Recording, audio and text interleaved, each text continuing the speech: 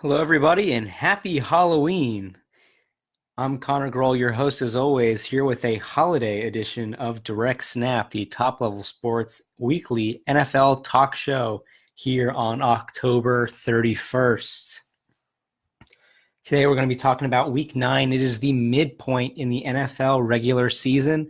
As always, we're going to start the show off with our weekly headlines before debuting a new segment, Stats of the Week, which will be replacing our Games of the Week segment.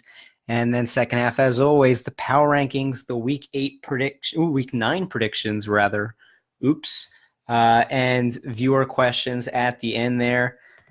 Always make one or two mistakes on these slides, it seems. But nevertheless, we'll jump straight into it with our trade deadline moves, the first of our headlines. And I'm just going to walk you through all the trades that happened on the NFL trade deadline yesterday, Tuesday, October 30th.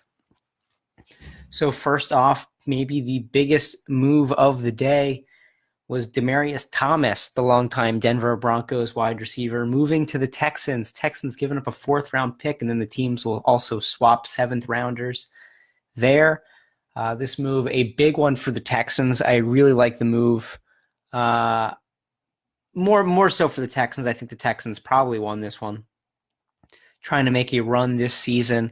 Have won 5 games in a row since that 0-3 start. But Will Fuller, who has been an excellent second option for Deshaun Watson this season and a touchdown magnet, he went out with a season-ending injury just a week ago, placed on the injured reserve. So the Texans were a little weaker in that wide receiver position and were looking to make a move. And Demaryius Thomas, not too surprised to see him be moved. Neither was he himself.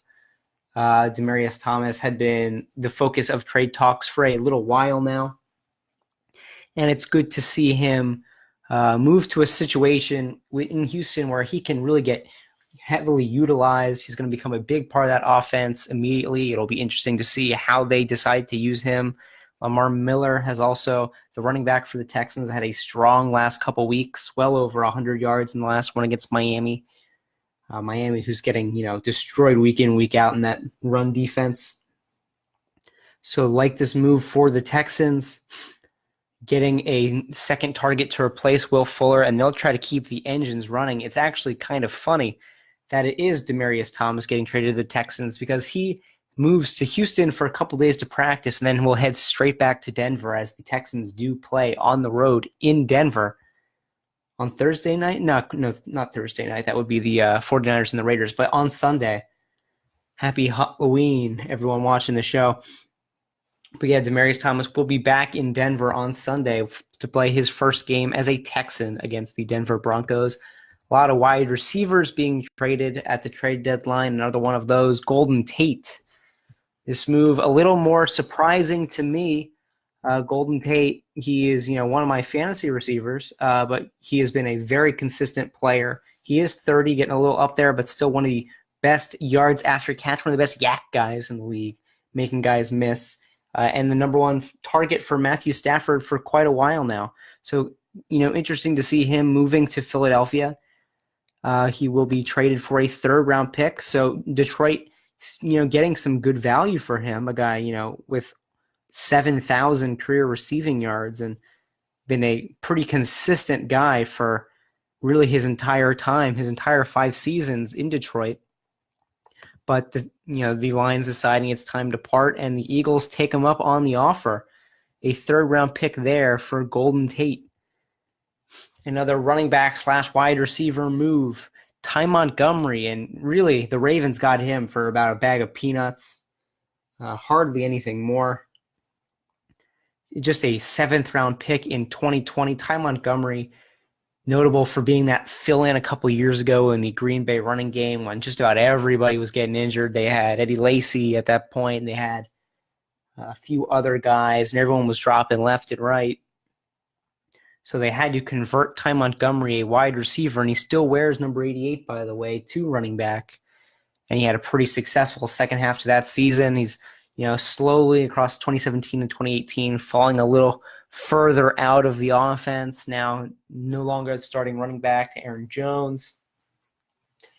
and traded for the 7th-round pick. This comes, unsurprisingly, just about immediately after he fumbles on a kickoff return with just over 2 minutes left in the Packers game against the Rams.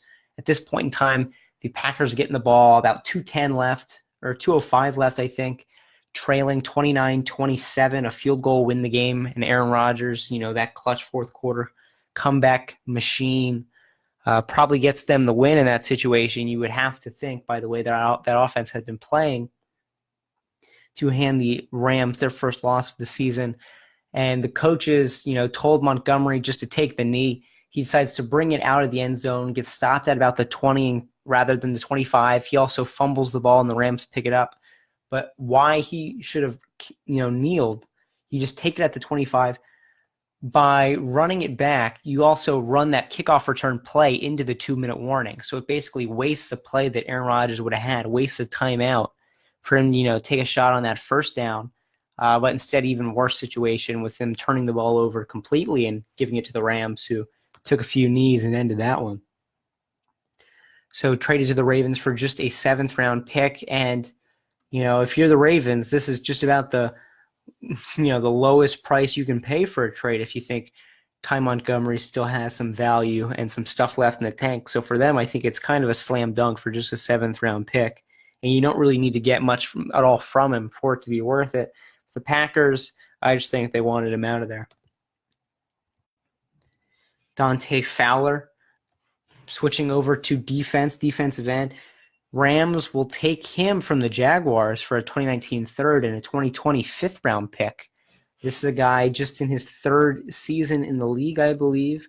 So, younger, still has that more value, which is why his price is a bit higher than all of these other guys, despite the fact that he doesn't have quite the production, maybe, of some of these guys, although he did have a good second season with 8 sacks. So far, just 2 sacks this season.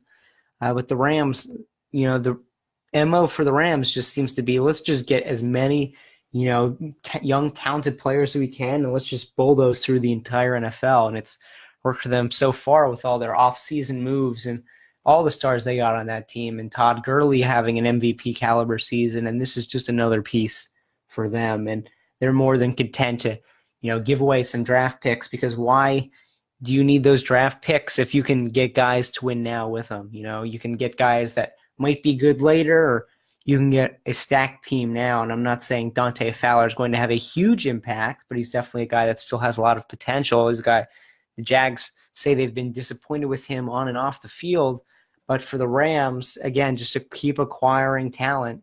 And man, is it a scary, scary defense now on that D-line. Already Ndamukong Suh and already Aaron Donald, just adding more, and the Rams are positioning themselves to just be absolutely, it's the Halloween episode. You want to talk about a scary team.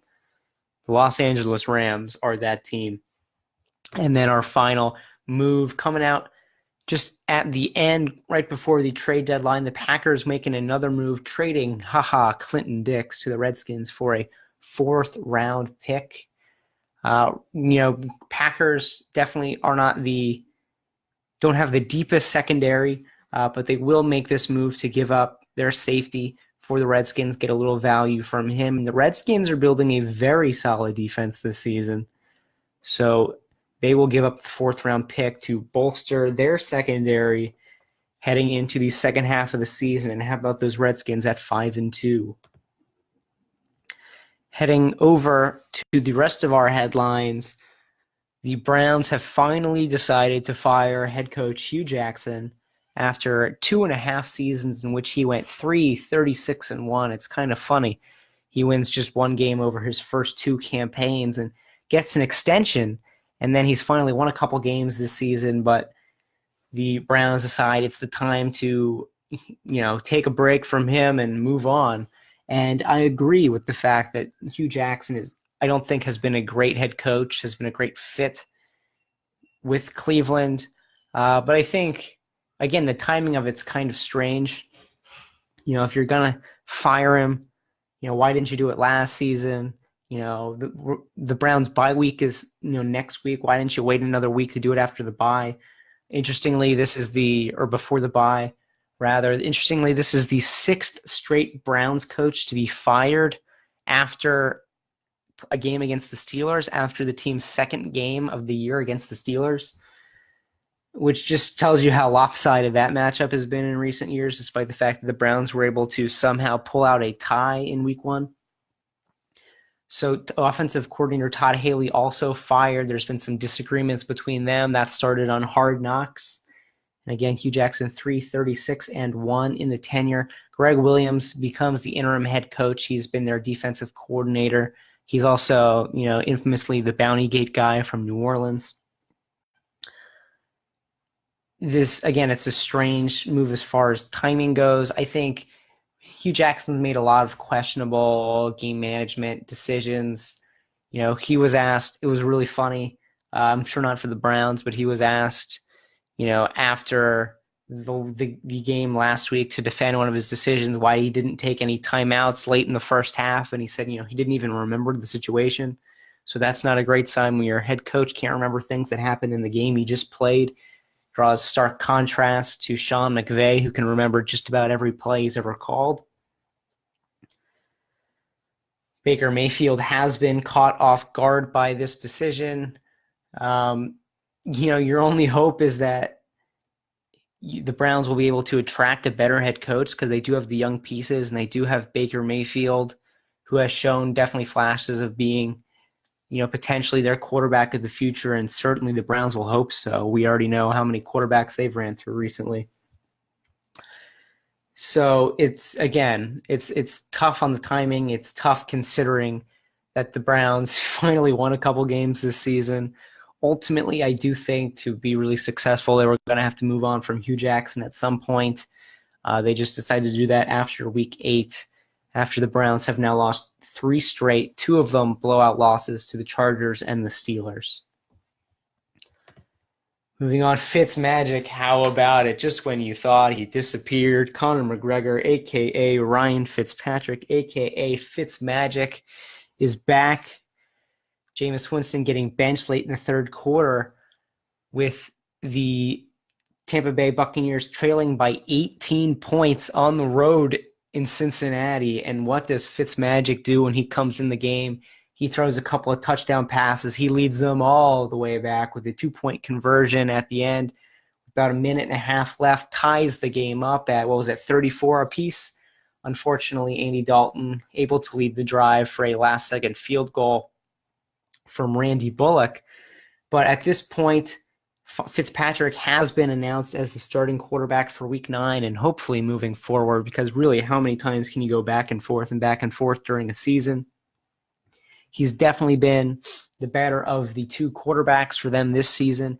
Every single game he has played, or rather, weeks 1 through 3, the 3 games in which he's played the entire game, he went for over 400 yards in all of them. And again, this one just in a little over a quarter's worth of action, about 160 yards and 2 scores. He's putting up ridiculous numbers. Throw him in your fantasy teams, bench stash, start him even. He's going crazy.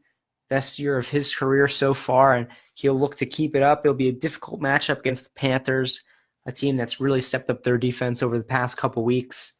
But if there's anyone up to the challenge this season, somehow it seems like it is Ryan Fitzpatrick.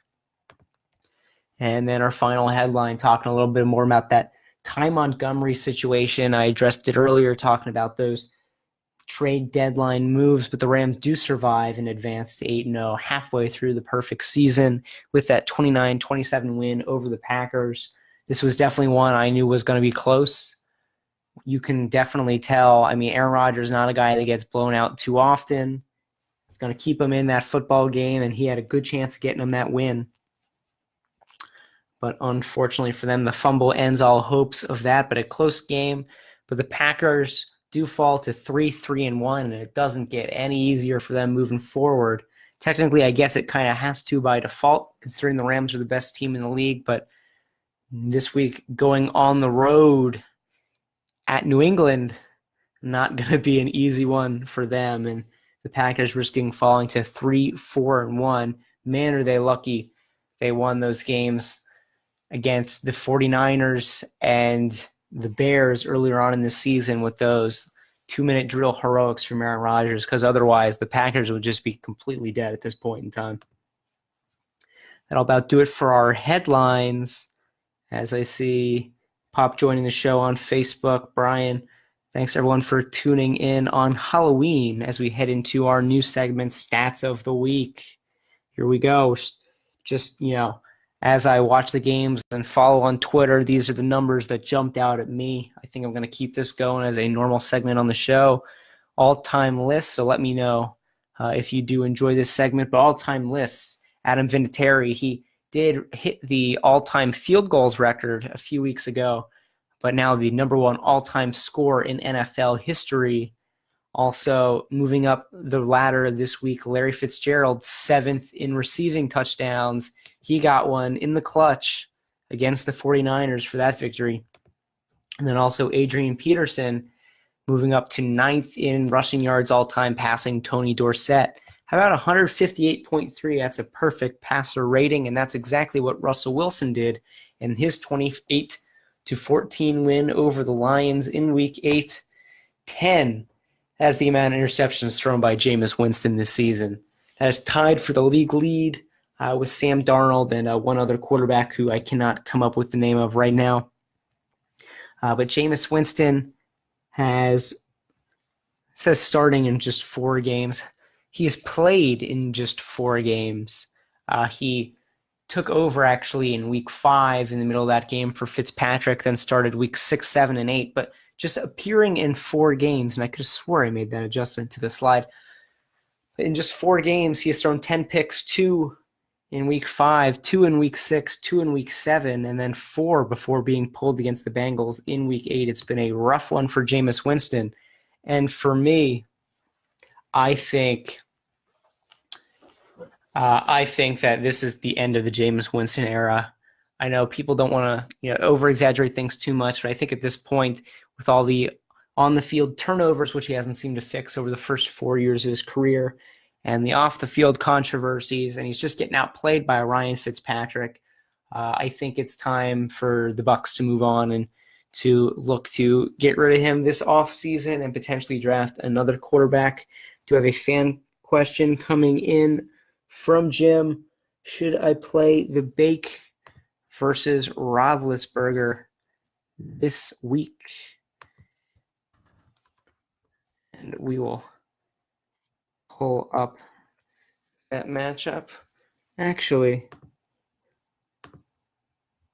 I'm not sure what you're referring to. If you're referring to Baker Mayfield, they played Ben Roethlisberger last week. Let me know if I'm missing something there. Some kind of defense or something. I'm just let me know what you mean by that. But for now, we'll keep moving on with the stats. Week 3, last time the Bills threw a touchdown pass. All right, Bills quarterback threw a touchdown pass. That was Nathan Peterman, and of all people, for Nathan Peterman to be your last touchdown pass thrown, it tells you something about how poor this Bills offense has been. Most weeks, they're not even throwing up a touchdown pass at this point. It's pretty ridiculous how poor this offense has been. I think they're averaging only 10 or 11 points per game the last few matchups. They've scored 11 points the last 2 weeks. Over the last 4 weeks, they've scored 36 points. That's 9 per. Over the last 2 weeks, a 37-5 loss to the Colts and a 25-6 loss to the Bills. Completely getting. Actually, their defense kept them in that Patriots game for a while.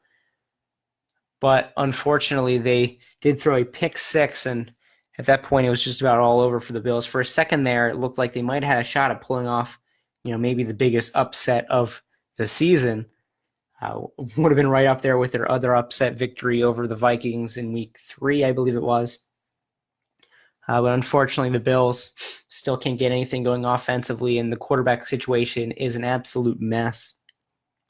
Somehow, Nathan Peterman will be is currently, supposed to be starting for the Bills in Week 9 following the concussion to Derek Anderson, and Josh Allen is still out.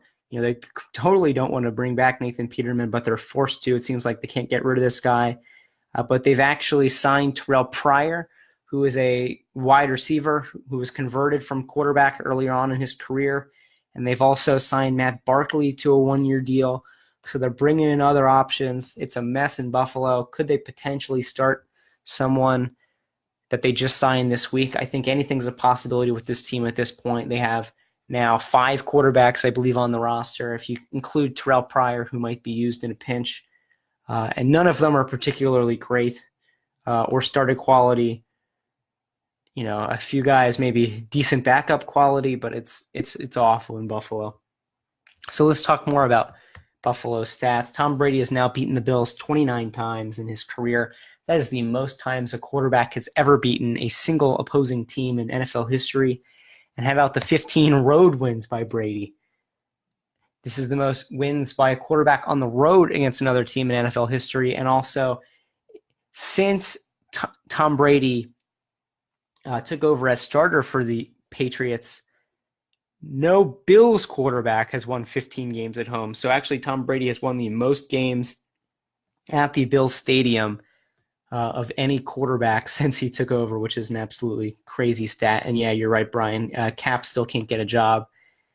I mean, yeah, if they're signing Matt Barkley, over Colin Kaepernick at this point, I'm not sure what hope there is left for Kaepernick to get a job.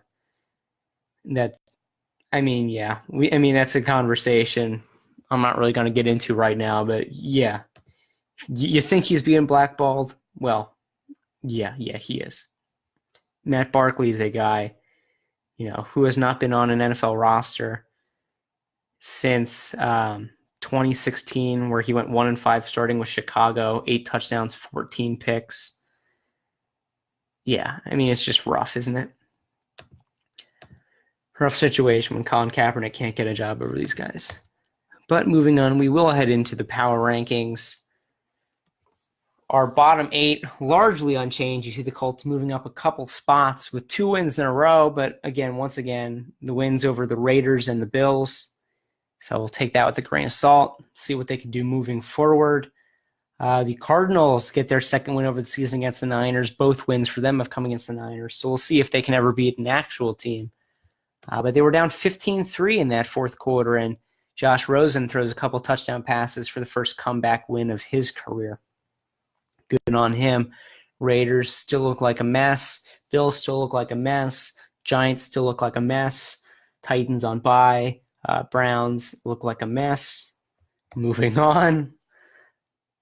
We see the Broncos. I'm moving the Broncos up 3 spots because they have lost 3 games recently in the past 5 weeks to the Rams and the Chiefs twice by a combined 13 points.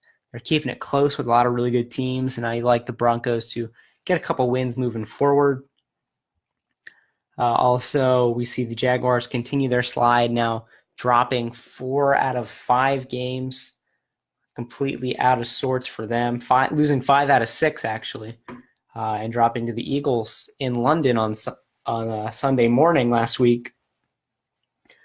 I also moved the Bucs up a spot with the anticipation of some Fitzmagic and send the Dolphins and the Jets down a few spots. Just a rough couple last weeks for them. Outside of that, nothing too much to talk about other than the Lions. Again, allowing a perfect passer rating from Russell Wilson, rather. Matthew Stafford had a chance to get the Lions in that game late because he does always seem to mount those comebacks, but through a pick, can't remember if that was in the end zone or near the goal line, but that one ended the Lions' chances of coming back with a few minutes left in that matchup. So the Lions now 3-4 and down Golden Tate to the Eagles, falling down to number 18 as we head into the top half of the power rankings. And we see the Bears picking up a win. The Bears in the last couple weeks have gone from the top of the NFC North to the bottom to the top again. That's how close that division is. You can see them at 4-3. The Vikings, who are actually going to be ahead of them, just barely at number 8 in the power rankings, 4-3-1. Packers 3-3-1. Lions 3-4. That's a 4-team race. kind of rare to see halfway through a season, but everybody within about a game. Redskins moving up a spot. Their run offense and their run defense have been the keys for them this season, winning 3 games in a row, even though Alex Smith has not hit 200 yards passing in any of them. Ravens falling down 5 spots. We thought the Ravens were really shaping up to be a top contender this season, following their, 11 sack performance or something ridiculous against the Titans and that when they blanked them a couple weeks ago. Then they lose to the Saints, and then the Panthers really took control of that matchup against the Ravens, 36-21.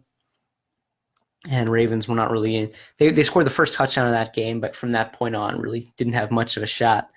Texans continue their move up, 5 wins in a row. Still, I don't believe have beat a team with a winning record, but they're still, moving up the rankings, and they're right in there. This whole section of 9 through 16, I think, are all teams pretty similar to each other in terms of overall quality. Throw the Vikings in there as well. I think the top 7 are probably a step ahead or so. But we are reaching a point in the season where we can halfway through start to tell who is a playoff threat and who is not. And I'll tell you where exactly the cutoff line for me is. The cutoff line is going to be at about 18-19, that Lions-Falcons kind of area. I think anyone under them is basically done this season. Of course, they can surprise me, and with these teams having records like 3-4, 3-5, someone's bound to go on a run and put themselves back in wild card contention. But for me, really, this is about the cutoff. The Jaguars, I don't really see them picking themselves back up. Just way too many things going wrong for them right now, and everyone under them. A combination of being in good divisions, having tough schedules, not having the talent. I think probably the Falcons are the last team on that list that we know what they can do offensively. So if they can ever get the defense running, the Falcons have a chance at maybe making a run. But under them, I think most of those teams are pretty much done for. Let me know if you think anything differently, any teams there that you think have a shot at pulling something out. But as for me, I don't really think so. As we head into the top 8, top couple stay unchanged, the Rams and the Chiefs. I will move up the Saints with that big performance over the Vikings, and the Patriots struggling for most of that game against the Bills. Late in the third quarter, maybe even into the fourth quarter, it was 9-6, 12-6. I still obviously think the Patriots are one of the top teams in the AFC moving forward, but they did struggle a little bit in that Bills matchup.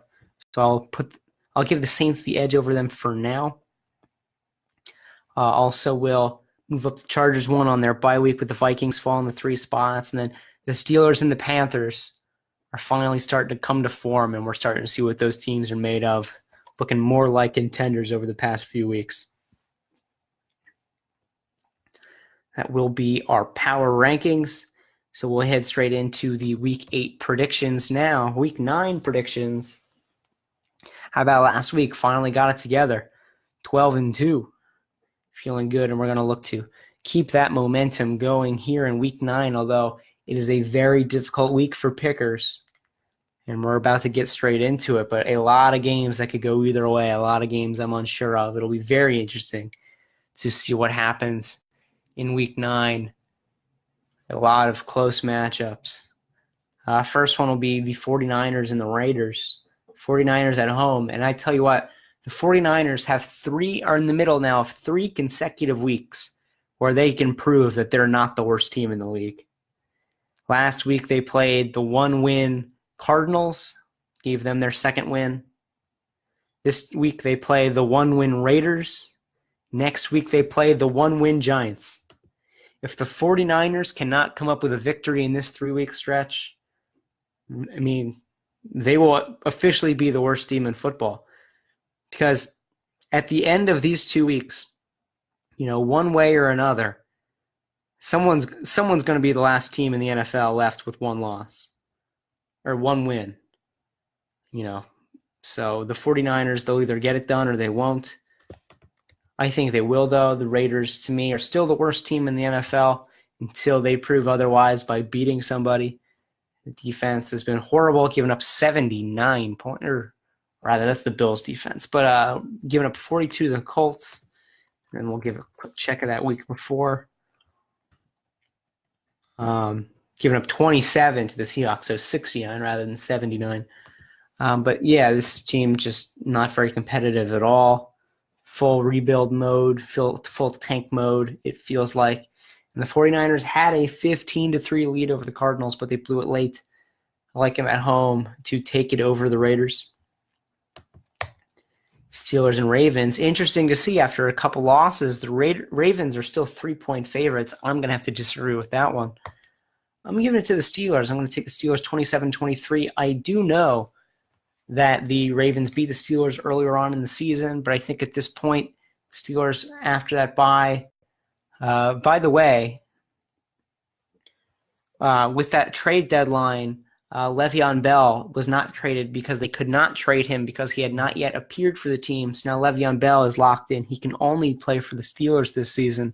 But at this point, I don't really expect him back. And I expect him to leave next season because James Conner's took his spot at this point, I think. It'll be a timeshare even if he does return.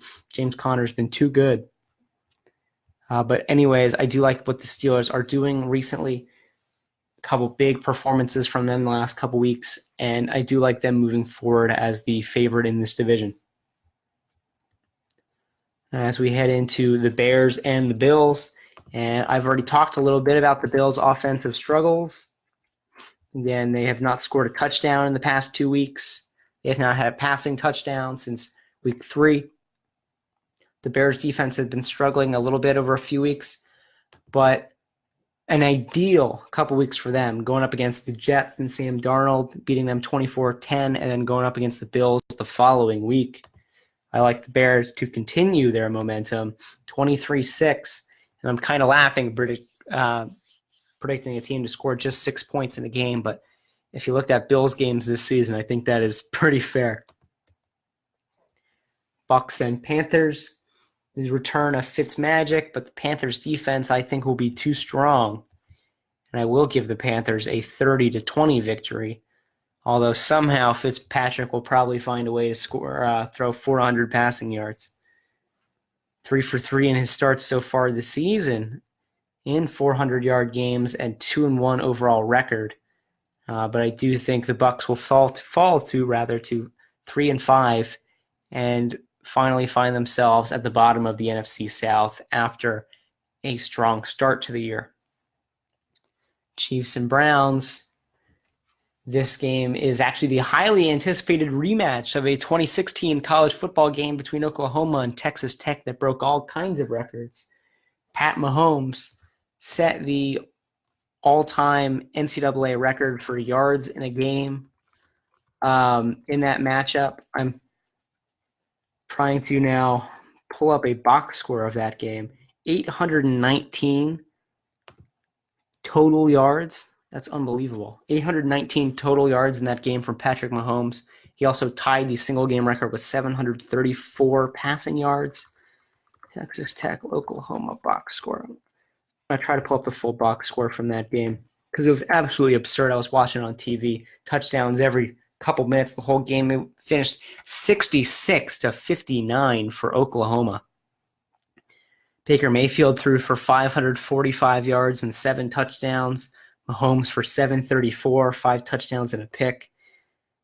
Mahomes also with that 85 rushing yards and 2 rushing touchdowns. Joe Mixon was the running back for Oklahoma in that game. He had 263 yards and 2 touchdowns.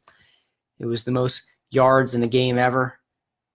And it'll be the rematch here as Pat Mahomes, with another high-powered offense in Kansas City, takes on the Browns and Baker Mayfield. Unfortunately, this time, I do think Mahomes will get his revenge with a 34-23 victory. As we move on to an AFC East showdown between the Jets and the Dolphins, guess what? It'll be the 4th consecutive start for Brock Osweiler, as Ryan Tannehill has been ruled out yet again.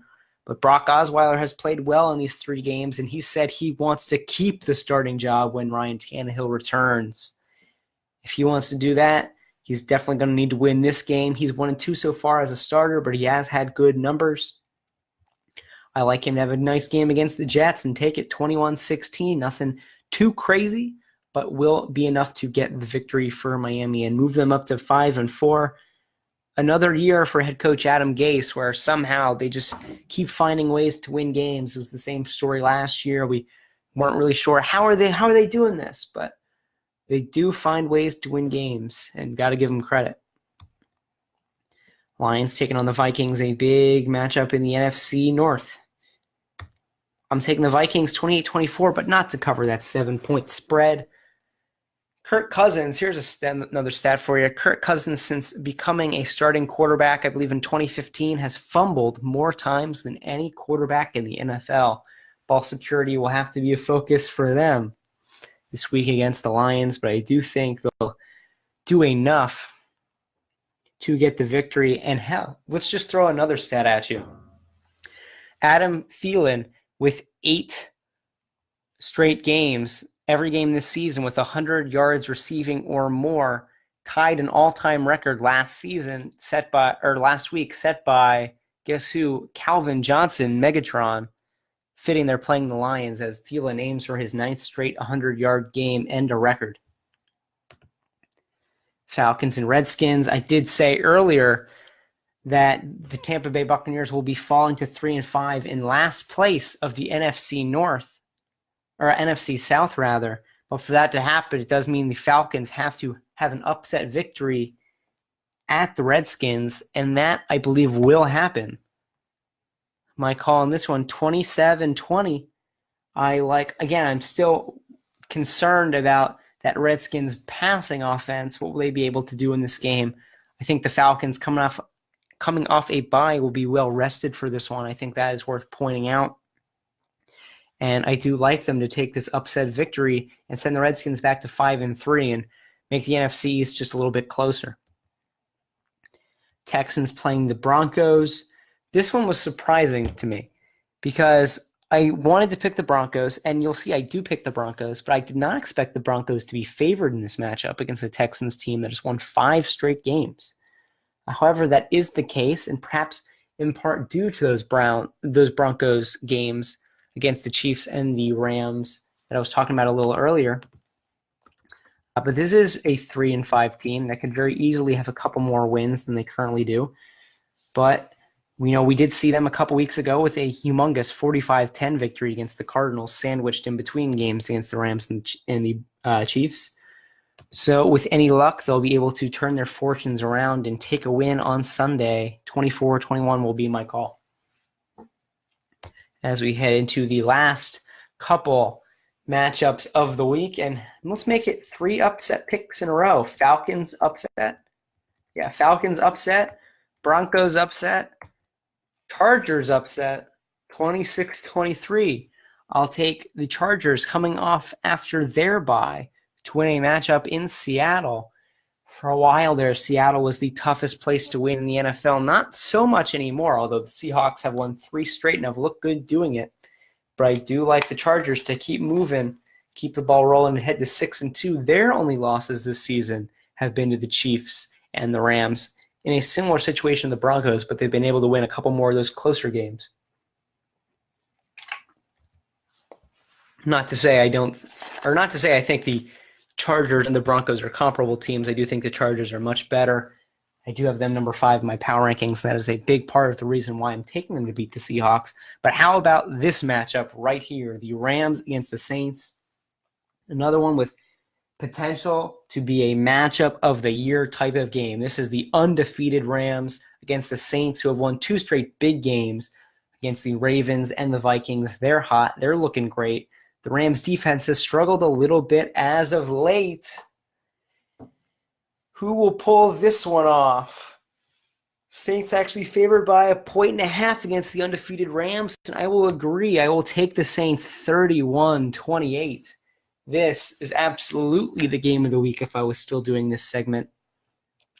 Thanks for the comments on the Giants article, Mom, and happy Halloween to you as well and everyone tuning into the show on Facebook Live right now.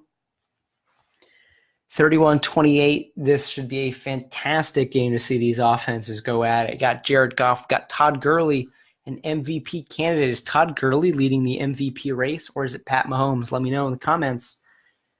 That'll be a race for the second half of the season. But how about this matchup? Rams-Saints. Can the Rams keep it going to 9-0? I say no, but I would not be the least surprised to see them do it. Rams are putting themselves in a lot of great contests. How about it? They just came off a game against the Packers. Now they get the Saints. Following that, the Seahawks. Following that, the Chiefs. These next couple Rams games, going along with last week's game against the Packers, are going to be incredible. Really, we know the Rams are good, but these next couple games, I think, for me, will really tell us just how good they are. If they're one of those all-time great kind of teams, or if they're going to drop a couple and come back down to earth. I probably like them to win their games against the Seahawks and the Chiefs, but I will take the Saints to beat them here in Week 9. As we head on to Sunday night, Packers-Patriots, like I said earlier, it's another high-powered matchup. Interesting quote from Tom Brady. He said if Aaron Rodgers was a Patriot, Aaron Rodgers would probably throw for 7,000 yards every year because he's just more talented than Brady. Now, is this Brady, giving some honest comments and some, praise of Aaron Rodgers, or is he just trying to psych him out, get in his head a little bit? You never really know. But really surprising for me to see those comments from Tom Brady. A lot of respect either way. I do think it'll be another close game, just like last week's Packers-Rams game, but in the same kind of vein, I will take the Patriots to win a close one, 31-27. Very similar to that 29-27 score of the Rams game. Again, I see a shootout here. I see both these teams might even come down to last possession, or rather, if Aaron Rodgers gets a chance to have a last possession. But I will give the Patriots that advantage in Foxborough, but not quite enough to cover that 6.5. The Monday night game this week is the Tennessee Titans and the Dallas Cowboys, both coming off of bye weeks, both at 3-4. But for me, these are two different 3-4s. And you can tell by my prediction and the spread that the Titans, to me, are just not up for the task here. Their offense has been struggling. Injuries have really hurt them. Cowboys, I think, will have a good performance here at home, move back up to 500 as they end their first half of the season. And meanwhile, the Titans will be sent back down to 3-5 in a tie with the Jaguars and the Colts, who those two teams are on bye this week. So a three-way tie at 3-5 for me for the AFC South. And then the Texans either at 5-4 or 6-3, depending on that result against the Broncos. But either way, with a game and a half or a 2.5, I believe, game lead in that division. That is it for me this week. That is all my picks. Just 13 games with 6 teams on bye in Week 9. You can see them on the screen. The Eagles, Giants, Colts, Cardinals, Bengals, and Jaguars. As always, I'll stick around for a few minutes for any viewer questions on this spooky Halloween episode of Direct Snap. I've been Connor Groel, as always, and you can see the social media links on the bottom. Of course, toplevelsports.net, the full website. Yesterday, released an article talking about the New York Giants, if anyone's interested in that. And, of course, new articles every week as we head along in this NFL season. And how about, again, also, as I like to say, if you have any questions about other sports, give me those as well. Basketball now in full swing. How about college basketball starting next Tuesday? Very excited for that. You'll definitely see tons and tons of college basketball stuff from me. Because once college basketball season starts, that's just about all I do in my free time is watch college basketball games. Of course, along with other sports as well, but you can watch college basketball 7 days a week. And that I do. Yeah, no loss for the Giants this week. How about it on bye? And coming after the bye, get that matchup against the 49ers. And if we can't win that one, then I think it's just about time to pack it in. Really, it's already season over for the Giants, but we'll be really having a great shot at that number 1 overall pick in the draft if we can't beat the 49ers. Already currently holders of the number 1 pick is this Clay's last year on the Warriors. Short answer, no. I don't think so. I think this team, I mean, Clay with the 14-3 setting the record. What was it, yesterday or a couple days ago? Warriors playing in a game against the Pelicans also in just about an hour. In the third quarter of that game, Steph and Durant were feeding Clay. Steph has the record, and Steph is keep giving the ball to Klay Thompson to make sure Clay breaks the record. That says a lot about the teamwork of this team, the unselfishness, the unity that they've got. And when you're still the best team in the league and when you're still winning championships, there's no reason, in my opinion, for you to stray away from that. So, in my opinion, I'm not sure about Kevin Durant, actually. I'm not sure about him. But as far as I tend to think Durant will also stay, but that one's a little more up in the air for me. But as for Klay Thompson, I think it'll have to take a lot to draw him away from the Warriors. How about that 14 threes? He did miss 3 or 4 in a row before he hit the 14th one, just record hunting, but still an incredible shooting performance. And that's the kind of performance Clay gives you. It feels like once or twice a year, just an absolutely insane performance. Last year with that 60 points in 29 minutes. He did this one 52 in 26 minutes. Pretty crazy stuff. First college football playoff poll was released last night as well. Alabama, Clemson, LSU, and Notre Dame. The one-loss LSU ahead of the undefeated Notre Dame in the college football playoff rankings, whereas Notre Dame is number 3 over LSU in both the AP and the coaches poll. I think this has to do with, being in a conference. Notre Dame, the independents, not getting maybe quite as much credit as they deserve. They've had a couple good wins this season, although Stanford, that was a big win for them earlier in the year, but Stanford's kind of fallen apart, so maybe not quite as impressive anymore. But still, to see that one-loss LSU above Notre Dame was a bit of a surprise for me. Rest of the top 10, not too many complaints with, although I am a little sad to see UCF at 12, where they're 9 in both the AP and the coaches poll. Again, not a lot of respect for UCF. They've won now 20 games in a row, I believe. Might have to write or make a video about that in a couple weeks. We'll give it a couple weeks. So we don't want to jump the gun and just have UCF lose. But as we get farther into the year and they stay undefeated, I think it's at least worth giving them a little bit of notoriety.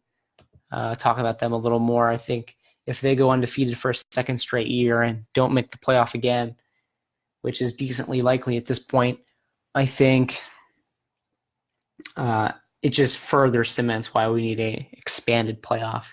I am definitely a fan of an 8-team playoff. Some people like Mike Leach will even say 16-team playoff. Not quite sure we need that many, although I certainly wouldn't be opposed to it. I think more is just better at this point. You see big-time playoffs. What is it, a 24-team playoff in the FCS? But definitely I think expansion is needed above the 4-team playoff that currently exists in college football. But I don't think I see any more questions. So once again, I've been Connor Groel for Top Level Sports. This has been Direct Snap, our Halloween episode. Thanks for tuning into the show. We'll do it once again as we do every week, Wednesday, 8 p.m. Central. Until then, signing out, and see you guys.